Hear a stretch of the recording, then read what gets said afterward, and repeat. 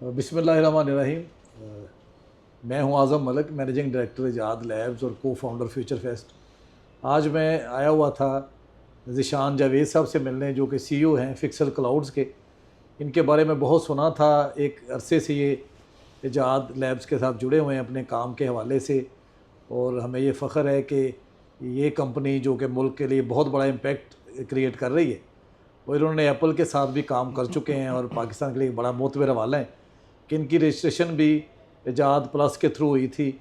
और जब कोई अदारा काम करता है तो वो मुल्क के लिए भी कुछ ना कुछ, मुल्क की इकॉनमी में भी कुछ कंट्रीब्यूट कर रहा होता है। तो इकबाल ने कहा था, मोहब्बत मुझे उन जवानों से है सितारों पे जो डालते हैं कमान। तो इनके साथ ऐसी एक कैंडिडेट गुफ्तगू हो रही थी, तो मुझे लगा कि ये बातें आपके लिए भी बड़ी ज़रूरी हैं। तो इसलिए आपसे शेयर कर रहा हूँ कि ये बातें हमारे नौजवानों को मोटिवेशन दे सकती हैं, इनकी स्टोरी।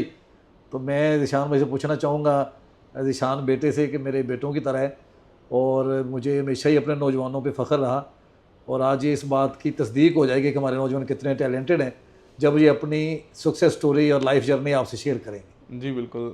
सबसे पहले तो मैं आपका थैंक यू करना चाहूँगा कि आप आए और टाइम निकाला आपने जी।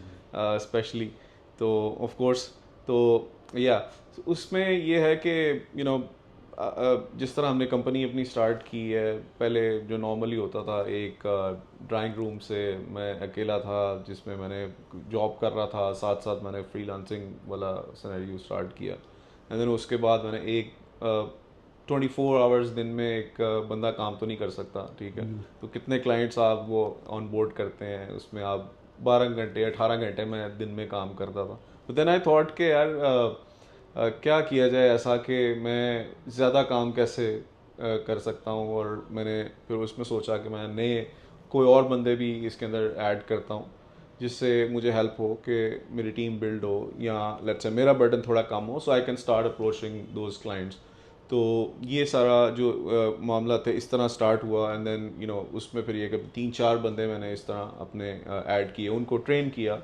ट्रेन करने के बाद मैंने उनको उन क्लाइंट कम्युनिकेशन पे लगाया। एंड देन फिर हमने एक ऑफिस स्टार्ट किया, जो कि एक लाइक 5 to 6 पीपल का ऑफिस स्पेस थी जहाँ से मैंने स्टार्ट किया। फिर देन ग्रेजुअली इसको ग्रो करते गए। फिर हम एक मैं न्यू ऑफिस में चला गया जहाँ पे मेरे पास को 10 से 15 लोगों की स्पेस थी। सो वो करते करते we ended up to this space जहाँ पे हमारे पास अल्हम्दुलिल्लाह 70 से 80 लोगों की स्पेस है। तो यस, ये सारा उसमें ये जर्नी है जिसमें क्लाइंट्स वगैरह के साथ हम जो मोस्टली यूएस क्लाइंट्स हैं हमारे, उनके साथ हम काम कर रहे हैं। और डिफरेंट इंडस्ट्रीज़ हैं, बिग नेम हैं जिनके अंदर Apple is one of them, Walmart is one of them. And then Warner music के साथ भी काम किया है। हमारी इंडस्ट्रीज़ जो हैं उसमें फिनटेक एक इंडस्ट्री है, इंश्योरेंस कंपनी है, ई कॉमर्स माइकल्स के साथ हम काम कर रहे हैं। और इस तरह काफ़ी इंडस्ट्रीज़ के साथ हम और काम करना चाह रहे हैं और एक्सप्लोर कर रहे हैं डिफरेंट बिजनेस मॉडल्स। अच्छा, कितने साल की ये जर्नी है? कब शुरू किया आपने, जॉब से शिफ्ट किया जब आपने अपने बिजनेस करने पे? जी, मैं जॉब के साथ साथ ही मैं जिस तरह बताया कि मैं कर रहा था इसको। और उसमें ये था कि मैं सुबह जॉब करता था, और रात के टाइम मेरे क्लाइंट्स जितने भी होते थे मैं उनके साथ मैं कम्युनिकेट कर रहा था, उनका काम कर रहा होता जी, था। कौन से साल की बात है? ये है सर, मैंने अपना करियर स्टार्ट किया था 2007 में।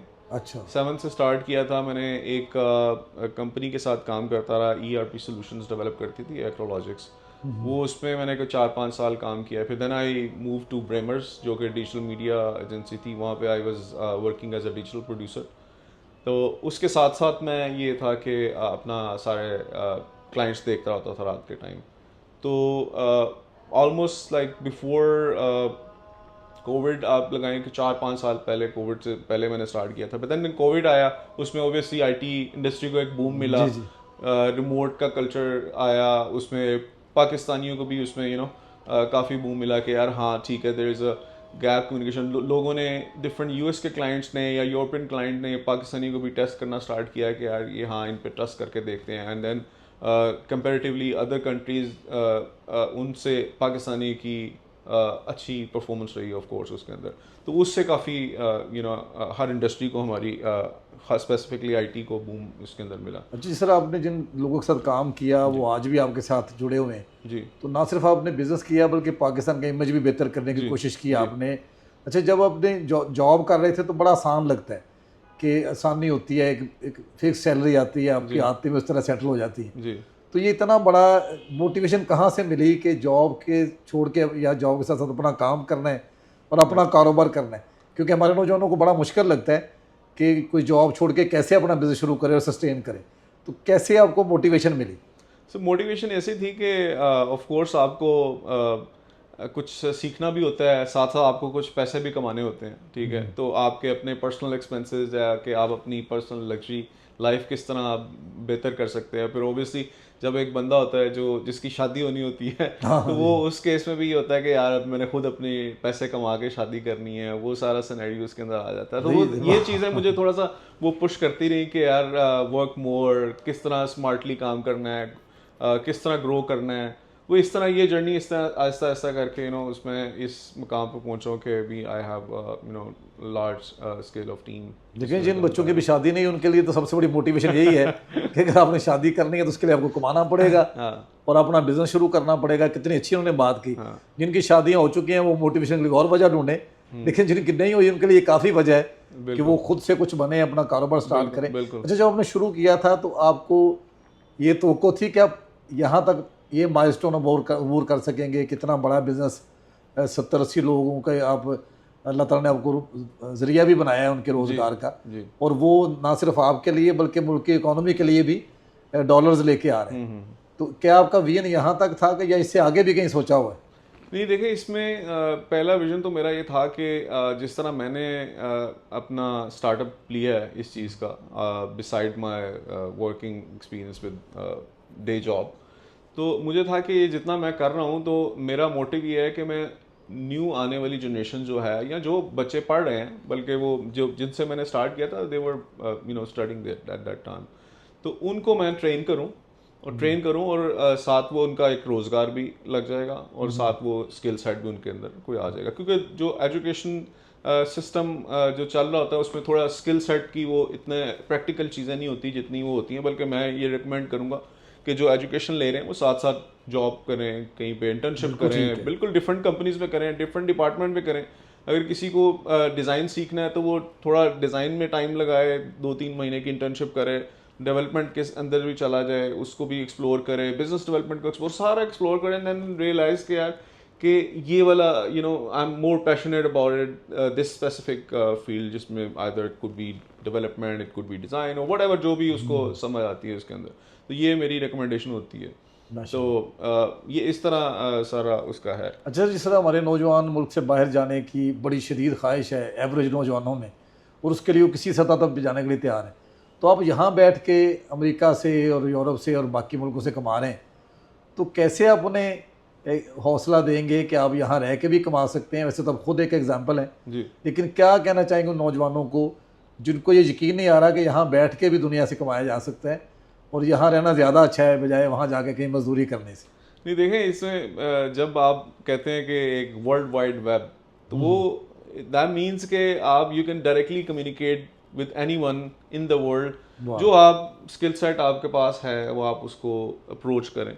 इवन मैं ये रिकमेंड करूँगा, बल्कि एक्सपीरियंस से भी बताऊँगा कि आप अगर लेट्स से मैं यूएस चले जाता हूँ तो मैं किसी के दफ्तर में नहीं जा सकता, मैं उसको अप्रोच करने के लिए मैं उसको ईमेल करूँगा, मैं उसको टेक्स्ट पे बात करूँगा, अगर मैं जिस बंदे को जानता भी हूँ, राइट। तो आप अप्रोच तो यही कर रहे हैं, वो आप चाहे पाकिस्तान में बैठ के कर लें या यूएस में बैठ के कर लें, तो वो ये सारे एलिमेंट होते हैं जिसको आप यहाँ बैठ के, आपके पास इंटरनेट है, आपके पास there different platform for startup people के जो एजुकेशन कर रहे हैं अभी कंप्लीट अपनी, साथ साथ फ्रीलांसिंग प्लेटफॉर्म पे चले जाएं, वहाँ पे एक्सप्लोर करें उन चीज़ों को। पाकिस्तानी कंपनीज़ हैं काफ़ी ज़्यादा जो इंटर्नशिप प्रोग्राम लॉन्च करती हैं, वहाँ चले जाएं, एक्सपीरियंसेस लें, डिफरेंट कंपनीज़ में जाएं। तो इस तरह मेरा ख्याल है दे कैन ये बड़ा अच्छा आपने लॉजिक बताया कि वहाँ जाके भी आपको ईमेल इसी तरह से उनसे कांटेक्ट करना जो आप वहाँ से भी कर सकते हैं। जी जी, उसके बेहतर ज़रूरी है कि आप अपनी कम्युनिकेशन स्किल्स बेहतर करें जिसकी बुनियाद पे आपका रिलेशन बनना है। ट्रू, ना कि जाकर उनके दफ्तर के बाहर बैठ जाए। ऐसे ही ऐसे। अच्छा ये बताएं कि जब आप इतनी मोटिवेशन लोग कर रहे हैं कि ऑनलाइन कमाएं और ऑनलाइन जो सीख रहे हैं, ऑनलाइन स्किल सीख रही हैं, वो भी बहुत ज़्यादा वीडियोस पढ़ी हैं, तो क्यों लगता है बच्चों को कि हम फिज़िकली सीखें तो सीख सकते हैं?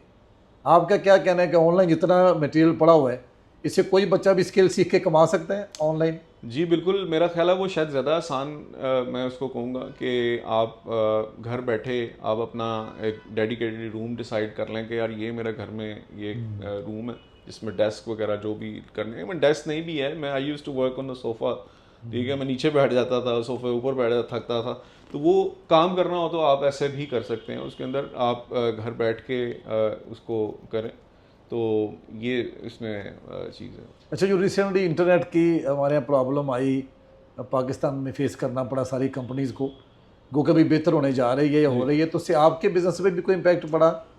जी डेफिनेटली, मेरा ख्याल है इंटरनेट इज़ द थिंग जो आपको यू नो कनेक्ट कराती है डिफरेंट लोगों से। तो ऑफ कोर्स जो आपके गवर्नमेंट में जो इश्यूज चल रहे थे को वीपीएन, वो आप हमारे अक्सर व्हाट्सएप पे क्लाइंट्स के साथ ग्रुप बने होते हैं, तो वो कम्युनिकेशन में काफ़ी गैप आया, हमारे डिसकनेक्टिविटी बहुत थी कम्युनिकेशन के अंदर, कॉल्स के अंदर, तो वो ऑफ कोर्स वो काफ़ी हमें उसका नुकसान हुआ, उसमें हमारे 1-2 क्लाइंट्स भी चले गए, बट स्टिल हम फिर लगे हुए हैं कि नहीं, होप फॉर द बेस्ट के यार बेहतर, शायद बेहतर कर रही है गवर्नमेंट या क्या कर रही है उसको। जी उन्होंने जाहिर है किसी वजह से किया, लेकिन टेक इंडस्ट्री को नुकसान तो हुआ उससे। जी जी और हम ये तवक्को रखते हैं कि आइंदा इस तरह की ज़रूरत हो तो टेक इंडस्ट्री से कंसल्ट किया जाए, बिल्कुल, इनको कोई रिलीफ दिया जाए, कोई ख़ास इलाके पहले कर लिए जाएँ।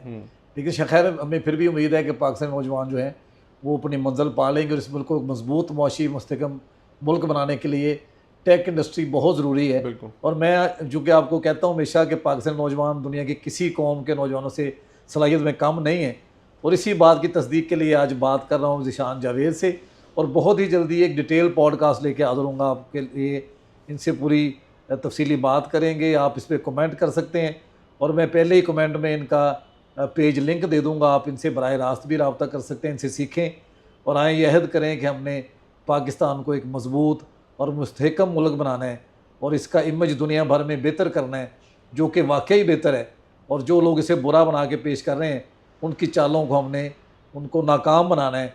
तो आइए अपने मुल्क के लिए उस मिट्टी का कर्ज अदा करें, ख़ुद तो कमा रहे हैं तो पे बैक करना भी सीखें ताकि पूरा मुआशरा जो है वो ग्रो कर सके। बहुत शुक्रिया, अल्लाह हाफ़िज़।